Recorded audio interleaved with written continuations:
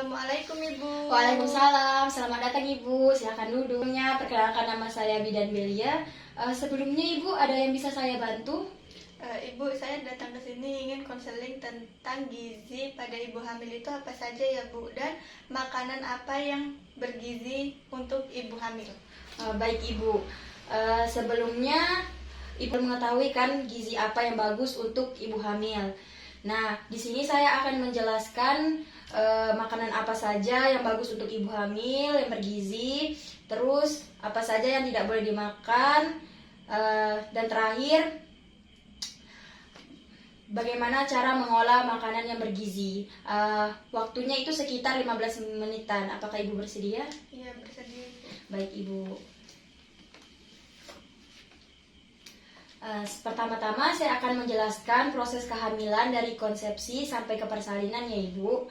Yang pertama, proses kehamilan diawali dengan adanya pembuahan, yaitu penyatuan sel mani dari suami dan sel telur dari istri pada saat suami istri melakukan hubungan badan. Dan yang kedua, hasil pembuahan akan tumbuh dan berkembang dalam rahim selama 40 minggu. Dan yang ketiga, dalam kondisi normal, janin akan dilahirkan pada usia kehamilan 37 sampai 40 minggu. Dan yang terakhir, menjelaskan hubungan proses kehamilan dengan pentingnya gizi yang baik bagi ibu hamil.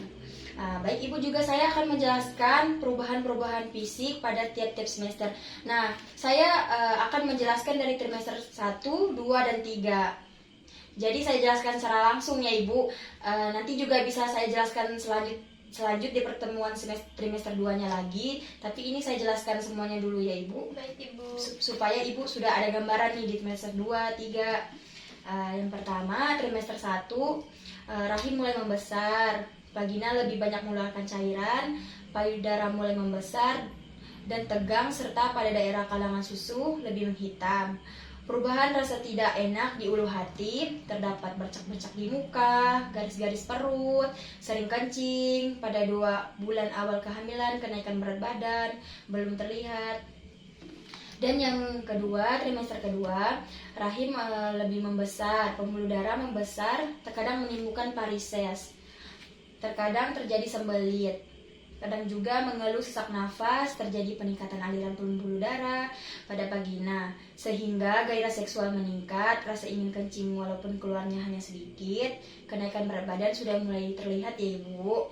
Terus trimester 3, rahim lebih membesar lagi daripada trimester kedua, lebih terasa ingin kencing, kebanyakan mengalami kesulitan bernafas, terjadi kenaikan berat badan yang lebih banyak dari trimester sebelumnya. Punggung terlihat melengkung ke depan atau lordosis. Kebanyakan ibu sering mengeluh nyeri pada punggung. Payudara sudah mulai mengeluarkan ASI atau kolostrum seperti ASI pertama pada ibu hamil. Baik Ibu, juga saya akan menjelaskan pola makan ibu selama kehamilan pada tiap-tiap semester dan makanan yang sesuai dengan ketidaknyamanan sesuai yang dikeluhkan. Kalau trimester pertama itu terjadi mual dan muntah, nafsu makan ibu menurun. Cara mengatasinya adalah dengan makan sedikit-sedikit tapi sering ya Ibu. Menghindari makan yang berbau menyengat, yang kayak memicu rasa ingin mual dan muntahnya itu ya Ibu. Hindari juga makan yang berlemak yang dapat merangsang pencernaan. Dan menghindari makanan yang terlalu asam, makanan camilan ringan sebelum bangun dan tidur. Nah, trimester kedua, nafsu makan mulai meningkat secara maksimal, tetapi terkadang mengalami sembelit. Saya sarankan Ibu agar makan makanan yang bergizi dan berserat ya Ibu. Dan trimester ketiga, nafsu makan Ibu agak menurun. Saya sarankan kepada Ibu agar makanan-makanan yang bergizi, terutama yang mengandung banyak protein, serta segera makan ketika Ibu merasa lapar ya Ibu. Jangan ditunda-tunda ya Ibu. Baik, selanjutnya makanan yang sehat serta memberikan contoh jenis makanan yang sehat apa saja yang bagus untuk ibu hamil. Saya akan jelaskan di sini ya Ibu, bahan makanan apa saja yang mengandung zat gizi, terdiri dari karbohidrat, protein, vitamin, lemak, mineral, dan air. Yang pertama, kalau dari sumber karbohidrat itu seperti nasi, gandum, jagung, sagu, ubi kayu, dan roti. Kalau dari proteinnya, daging, ikan, telur, unggas, kacang-kacangan, misalnya tahu sama tempe. Kalau dari sumber vitamin, sayuran dan buah-buahan segar. Kalau dari mineral, zat besi seperti daging, ikan, telur, sayuran hijau, misalnya bayam. Kalau dari kalsiumnya itu seperti susu, yogurt, sama keju ya Ibu. Kalau dari sumber lemaknya palingan daging sama kacang-kacangan. Konsumsi juga Bu air sebanyaknya. Sebaiknya itu 8 gelas atau 2 liter per hari ya Ibu. Itu bagus banget. Selanjutnya saya akan menjelaskan proses memasak makanan yang bergizi. Yang kalau sayur itu biasanya Ibu dicuci bersih, tidak merendam terlalu lama. Kemudian langsung dipotong-potong. Hindari mengupas sayuran yang tidak perlu ya Ibu, kayak nanti sayurnya dikupas dulu tapi nanti masaknya, itu tidak bagus ya Ibu. Soalnya gizi yang terkandung di dalam itu sudah hilang, maksudnya sudah tidak ada lagi. Terus sebaiknya dikukus seperti direbus, gunakan airnya sedikit saja, tidak terlalu lama memasaknya. Air rebusan sayur dapat dipakai membuat sup, kaldu. Terus jenis sayurannya harus Ibu kalau sudah dimasak harus cepat segera dihabiskan, atau sekali masak langsung dihabiskan ya Ibu, nggak perlu ditaruh-taruh lagi atau diolah lagi, dipanaskan. Kalau untuk dari daging sama ikan, proteinnya itu dicuci bersih sebelum dimasak, tidak dimasak pada api yang terlalu panas, dimasak cukup lama dalam suhu sedang sampai matang. Selanjutnya penambahan kebutuhan kalori apa saja selama kehamilan. Kebutuhan kalori wanita kalau tidak hamil itu sekitar 2.200 kalori per hari.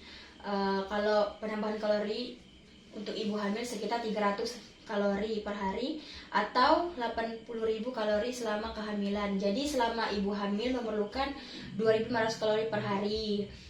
Selanjutnya mengkonsumsi makanan hingga 300 kalori per hari dengan memberikan, saya akan mencontohkan porsi makan per hari 300 kalori itu seperti dengan makan makanan selingan di antara makan pagi dan makan siang, serta di antara makan siang dan makan malam, misalnya 1 buah pisang rebus, 1 sisir roti tawar, 1 potong ubi kayu goreng, 1 mangkok kecil bubur kacang hijau ya Ibu. Terus macam-macam makanan yang harus dibatasi selama kehamilan itu ada ya Ibu, pantang-pantangannya, seperti Ibu tidak boleh mengkonsumsi makanan kaleng seperti bahan pengawet, karena itu mengandung pengawet kan Ibu, itu tidak bagus untuk kehamilan.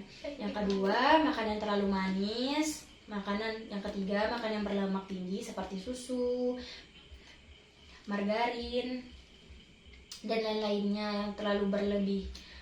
Dan yang ketiga, yang keempat, makanan yang tidak segar.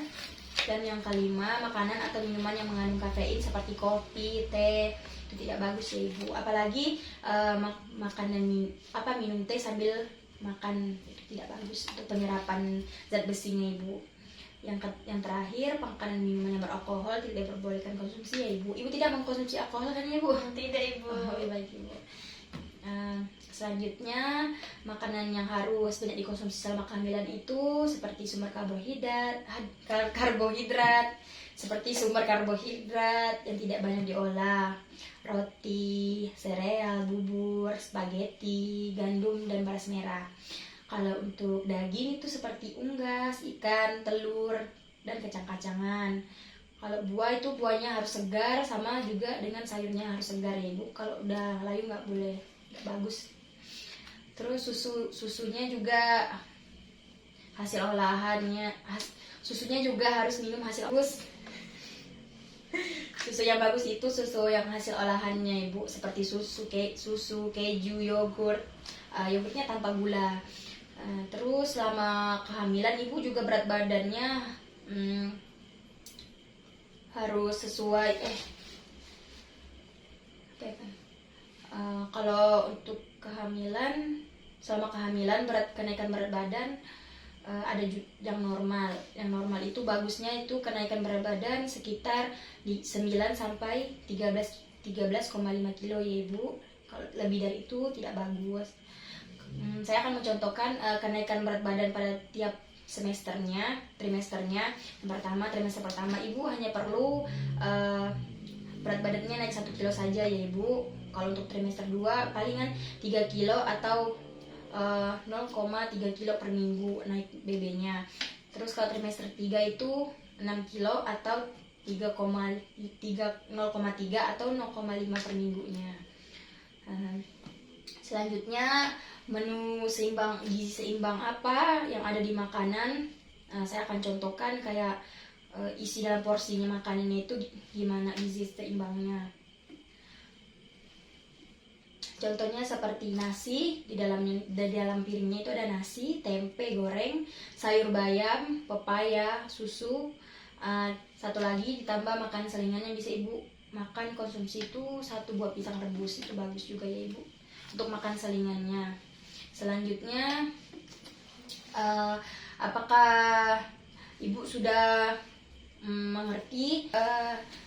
Ini sudah saya jelaskan tentang makanan bergizi. Ibu, karena semuanya sudah saya jelaskan tentang makanan bergizi atau makanan apa saja yang bagus dikonsumsi saat hamil ya Ibu. Sebelumnya ada yang ingin Ibu tanyakan? Tidak ada Ibu. Baik Ibu, kalau jika tidak ada yang ingin ditanyakan, saya akan bertanya dengan Ibu untuk mengevaluasi apakah Ibu sudah mengerti apa belum yang saya jelaskan ya Ibu. Tadi saya menjelaskan tentang menu seimbang apa saja yang ada dalam 1 porsi makanan yang bergizi. Ibu bisa memberikan contohnya seperti apa? Baik, tadi Ibu kan menjelaskan tentang gizi seimbang ya Ibu. Yang saya pahami tadi itu Ibu ada nasi, tempe goreng, sayur bayam, susu, sama pepaya Ibu. Oh baik, berarti Ibu sudah cukup mengerti ya Ibu yang saya jelaskan tadi. Oh baik. Baik Ibu, karena kita tadi kan di awal janjinya 15 menit aja Ibu. Karena waktu sudah menunjukkan lebih dari 15 menit, kita cukupkan saja ya Ibu. Dan kita cukupkan konselingnya sampai di sini ya Ibu. Jika ada yang ingin ditanyakan lagi atau Ibu mau melakukan kunjungan lagi, boleh ya Ibu. Saya akhiri ya Ibu. Baik Ibu, terima kasih. Terima kasih Ibu. Saya pamit dulu ya Ibu. Ya, hati-hati Ibu. Baik Ibu, Assalamualaikum. Waalaikumsalam Ibu.